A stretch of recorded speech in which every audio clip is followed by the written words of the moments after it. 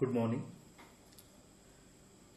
In this video, I am going to present a lecture on few concepts in real analysis,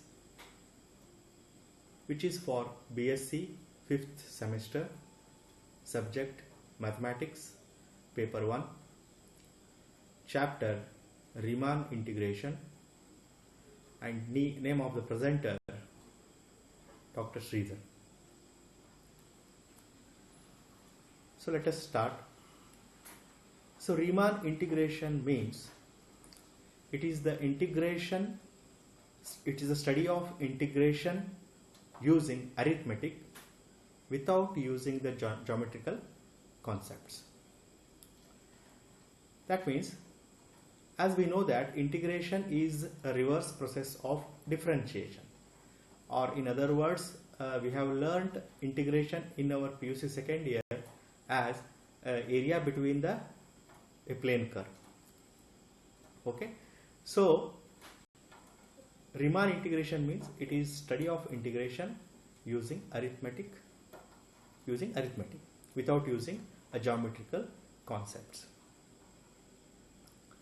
So in this session we are going to study about partition of a closed set, then norm of a partition, the refinement of a partition, upper and lower sums. Okay, so let us start one by one. So let us take first partition of interval, partition of a closed interval. So here in this, let AB be a finite closed interval, and if A is equal to x0 less than, which is less than x1, which is less than x2, less than x3, and so on up to less than xn, which is equal to b. Okay, so that means the elements of the interval, AB, they are in increasing order.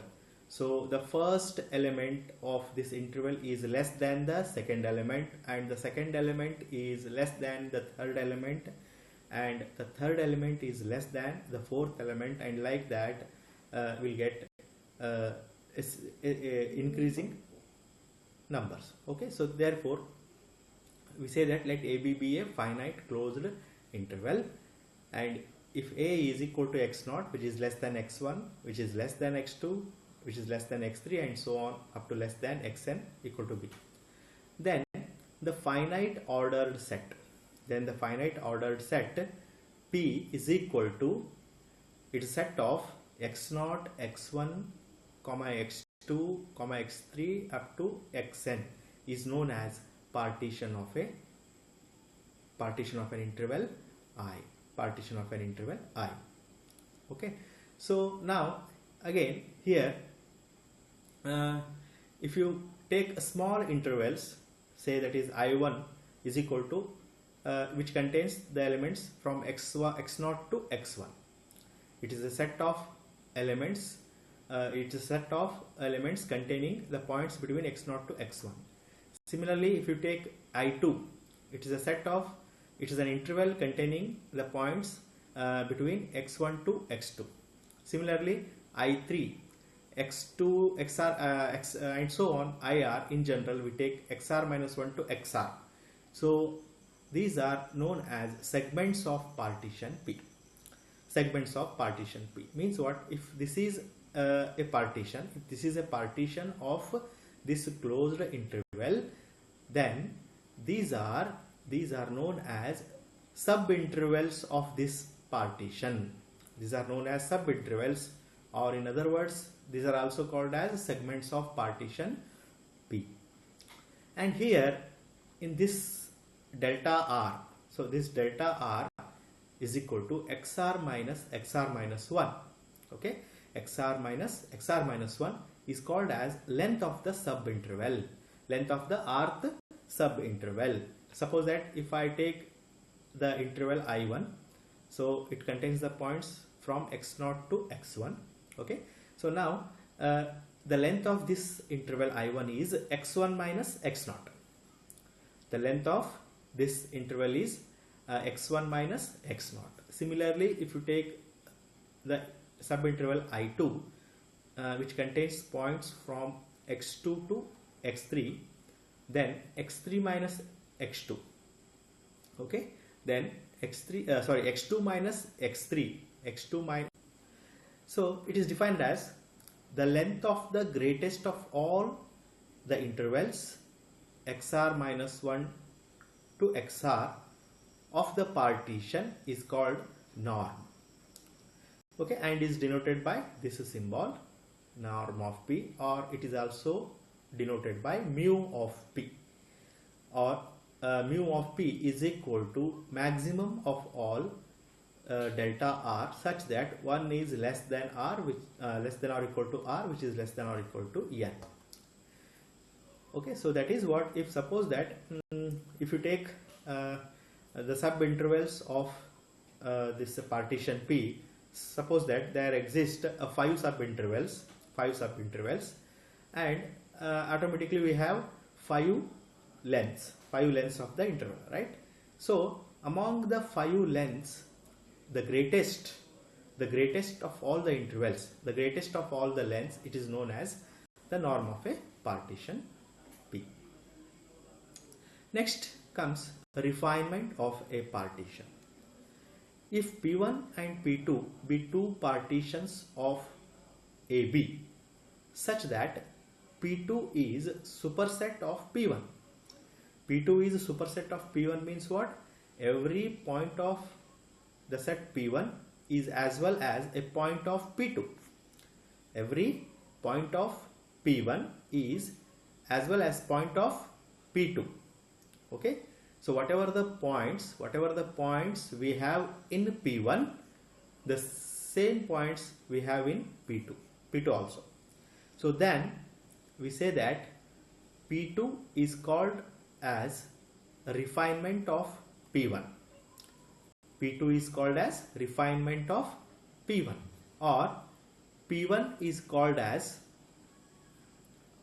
P2 is called as a refinement of P1, or in other words, P1 is called finer than P2. It is a P1 is called as finer than P2. Okay, so next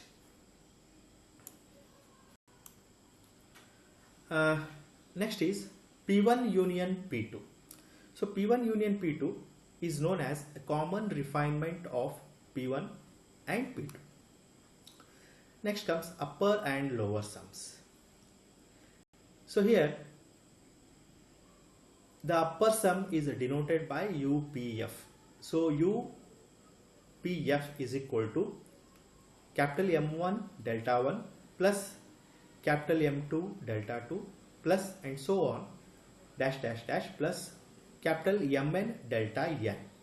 Or in other words, we can write this in the form of summation, that is summation from r is equal to 1 to n capital Mr delta r.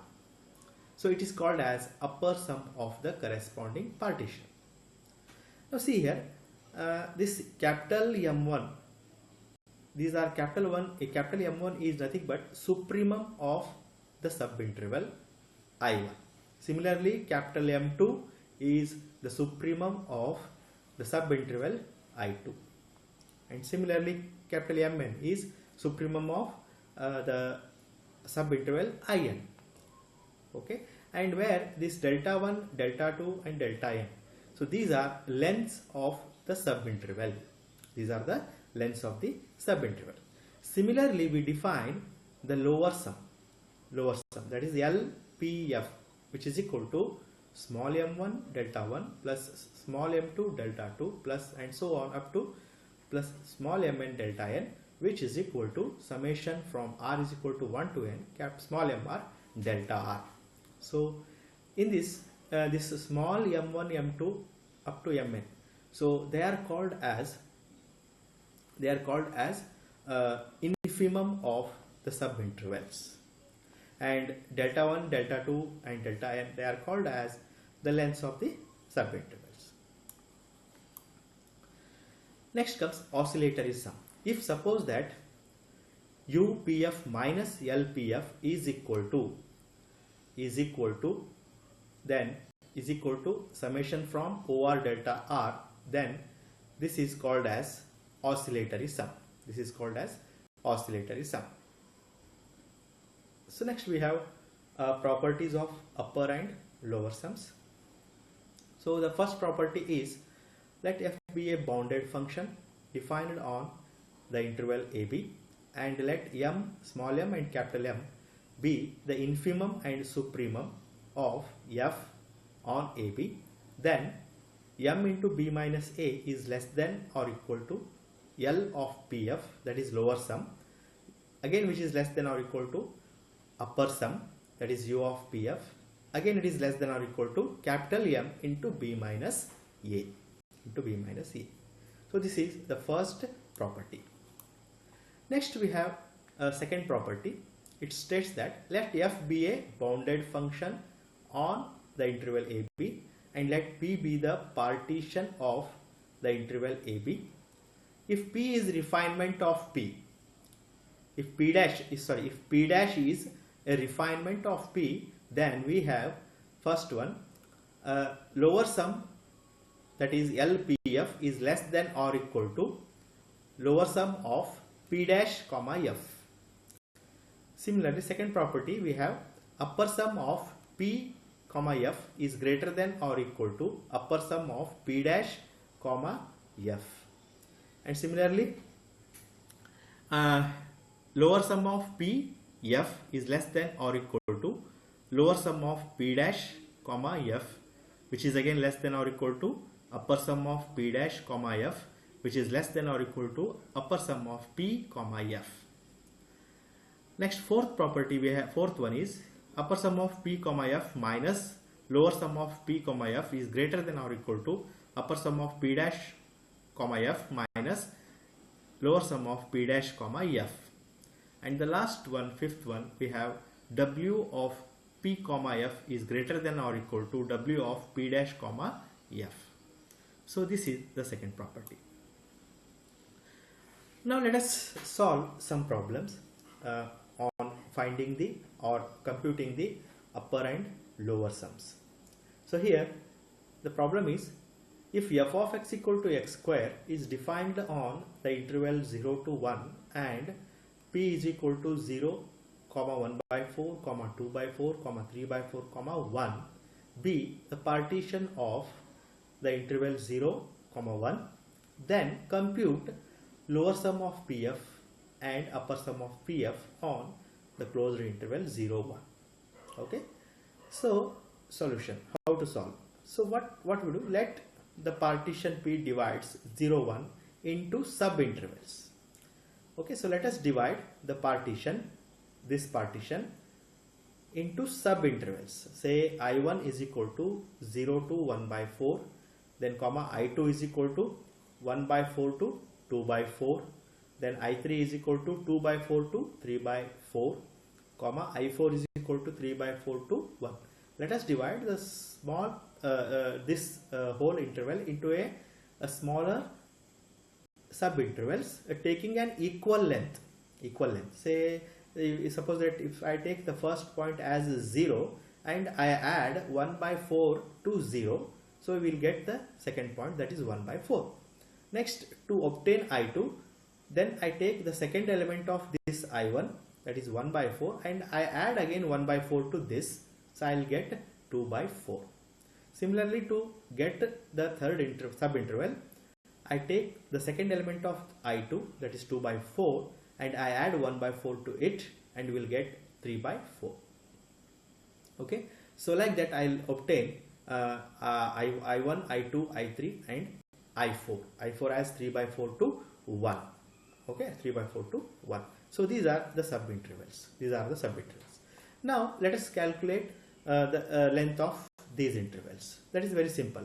So length of length are denoted by delta 1, delta 2, delta 3, delta 4. So here there are 4 subintervals and we have 4 lengths 4 lengths. Okay, delta 1, delta 2, delta 3, delta 4. Okay, now see here, to calculate the lengths, now b minus a. Take any interval. So here b, this is b and this is a.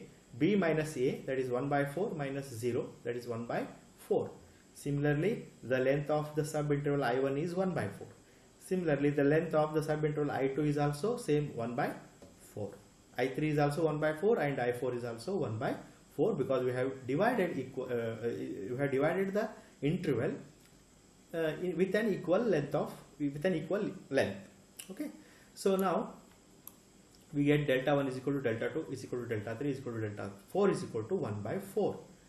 Next we take, let mr and small mr be the supremum and infimum of f in an interval IR. Okay, so for r is equal to 1, 2, 3, 4. Okay, so now we calculate this infimum and supremum. So to calculate this one, what we do? So we have first we calculate the infimum of the subinterval I1. Okay, so here what is I1 here? Now in this case, this is I1 and here it is from 0 to 1 by 4. Okay, so now to obtain m1, small m1, so what I do, I'll take this first element, that is 0, and I substitute this 0 in this function, that is f of x equal to x square. So what you will get? X means 0, so f of x is 0 I'll get. So therefore small m1 is equal to 0. Small m1 is equal to 0. Similarly, I want to calculate m2. Okay, small m2, that is the infimum of the subinterval I2. Now take I2. Where is I2? Now this is I2. Now this is I2. So in this I2, take the first element, that is 1 by 4, and substitute this 1 by 4 again in this function. So f of x equal to 1 by 4 whole square means 1 by 16. So m2 is equal to 1 by 16. Similarly, m3, small m3, calculates, take this first element 2 by 4 and substitute in this equation. So 2 by 4 means is nothing but 1 by 2. Okay, 2 ones are 2 twos are. So it is also equal to 1 by 2. So 1 by 2, when you substitute here, you will get 1 by 4. So m1 is 0, small m2 is 1 by 16, small m3 is 1 by 4 again. Okay, next small m4 is, now again take the first element and substitute here, 3 by 4 whole square means 9 by 60. Okay, so like that we will get the infimum of the subintervals I1, I2, I3 and I4. In the same way we calculate the supremum, that is capital M1, capital M2, capital M3 and capital M4. So to obtain the supremum, we take the second element. So suppose that we want to calculate the supremum of the subinterval I1. So in that case, we take the second element, that is 1 by 4, and substitute in this equation. You will get 1 by 16. So that is capital M1. Similarly, if you want to calculate the supremum of the subinterval I2, then again take the second element. So that is 2 by 4. So 2 by 4 means it is same as 1 by 2. So then substitute 1 by 2 in this equation. So it is 1 by 4. So capital M2 is 1 by 4. Similarly, capital M3, take this element 3 by 4 and substitute here 9 by 16. So capital M3 is 9 by 16. Next, capital M4, the second element is 1. So 1 square means 1. So capital M4 is again equal to 1. So like that we calculate the supremum of the subintervals. So those are given by in this equation. Next we calculate lower sum. Lower sum of PF is equal to. So now we use the lower sum definition as I already told in the last slide. So it is summation from r is equal to 1 to 4 small mr delta r, which is same as m1 delta 1 plus m2 delta 2 plus m3 delta 3 plus m4 delta 4. Now in this equation substitute small m1, m2, m3, m4 and delta 1, delta 2, delta 3, delta 4. So then you will get here this. Okay, so these are small m1, small m2, small m3, small m4, and this is a length delta 1, 1 by 4, 1 by 4, 1 by 4, 1 by 4. Then after all simplifying you will get 7 by 32. Similarly we calculate UPF, which is nothing but capital M1 delta 1 plus capital M2 delta 2 plus capital M3 delta 3 plus capital M4 delta 4. In this again we substitute all capital M1, M2, M3, M4 and then delta 1, delta 2, delta 3, delta 4, and simplifying we'll get 15 by 32. Okay, so these are upper and lower sums. Okay, so this is how we calculate upper and lower sums for a given function. Let us take another example. See, this is second problem is compute lower sum and upper sum for the function f of x equal to x cube in the interval 0 to 2. Solution again the same thing. Let us divide the interval 0 to 2 into a smaller intervals, say 0 to 1 by 2, 1 by 2 to 1, then 1 to 3 by 2 and 3 by 2 to 2. So here I have divided the interval into a smaller intervals by taking equal length, that is the length of the interval is 1 by 2. So as I already delta 1, delta 2, delta 3, delta 4 is 1 by 2. Now similarly here we calculate M1, capital M1, M2, capital M2, M3 and capital M3, all we calculate here, and again then we substitute all the values in this formula for lower sum. Okay, and after substituting all the values then we will get this 7 by 4. In the same way we calculate the upper sum which is obtained by substituting capital M1, capital M2, capital M3, then delta 1, delta 2, delta 3, delta 4 in this equation, and after simplifying you will get this as 15 by 4. Okay, so this is how we calculate the upper and lower sum for a given function.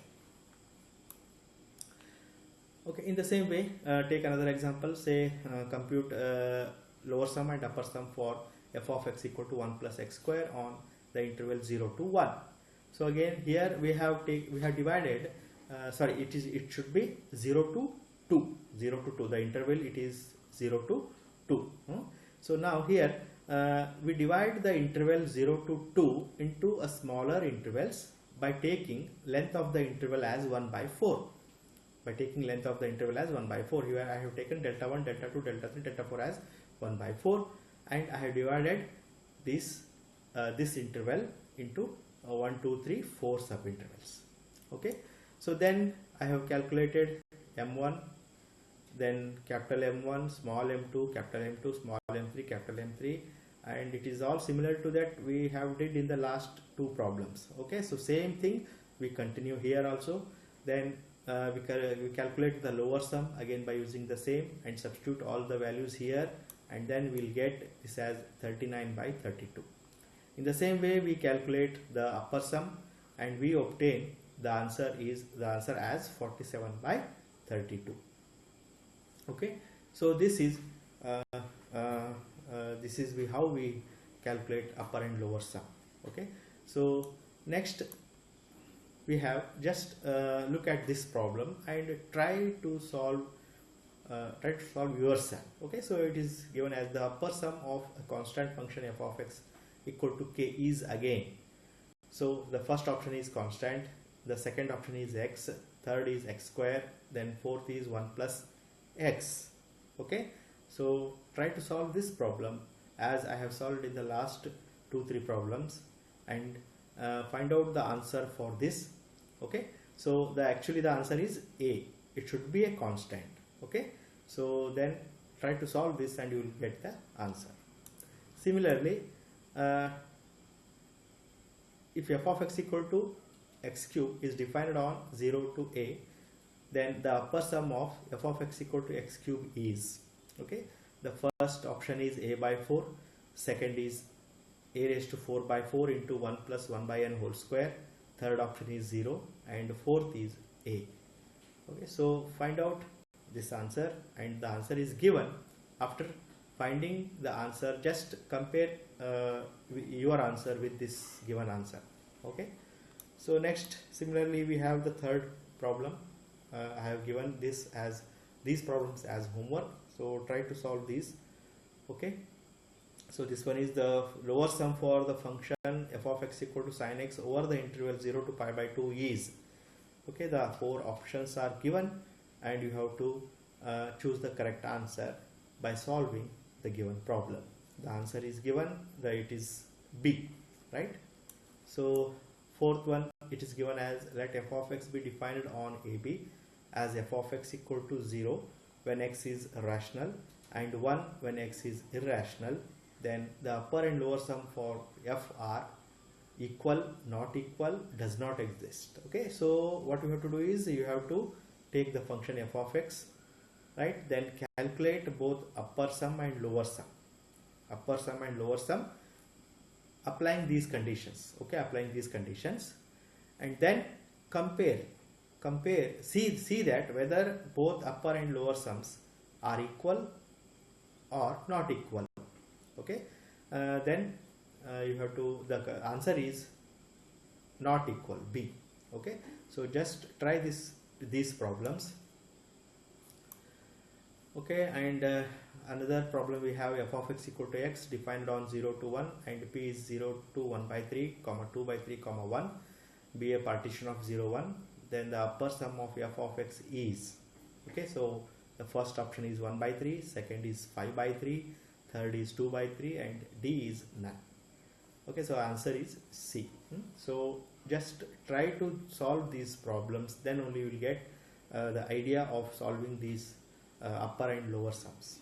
Okay, so in the next class we take another concept, and I will end this session. Thank you.